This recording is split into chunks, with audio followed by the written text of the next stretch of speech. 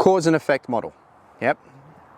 If we don't get our setup right, it's going to cause us to do certain aspects in our backswing. Now, in your particular case, we were seeing a little bit of a hooking shape. Now, the hooking shape was in relationship to the fact that the hips were going so far forward and the upper body was staying back too much. We get ourselves into this shape, we get a little bit trapped, we flip the club face. So we need to look at, okay, where is that coming from in the grand scheme of things? So we look back at the swing, and we start to see that there is a little bit of a upper body sway moving off the golf ball.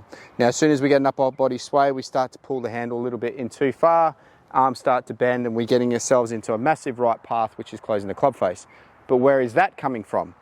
Now, we look at our setup and we're looking at your positions here, and all of a sudden we were getting a lot of chest tilt this way and a handle that was miles too far forward. Now, the handle being too far forward is reactive to the chest being so far back.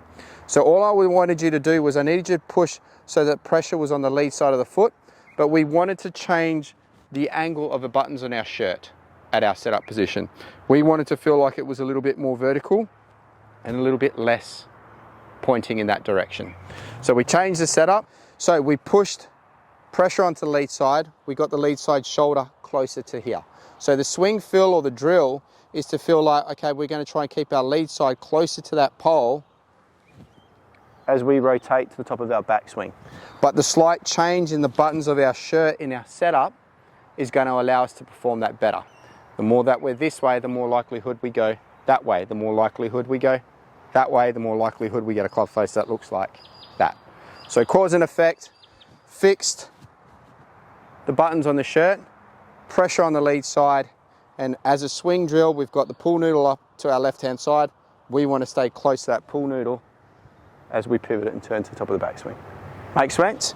So then once you've got that sort of feel, then just step away from it because it's a little bit hard to do that with a pull noodle there. Take your setup, keep that left side, keep that pressure, buttons a little bit straighter, swing up, make contact with the ball.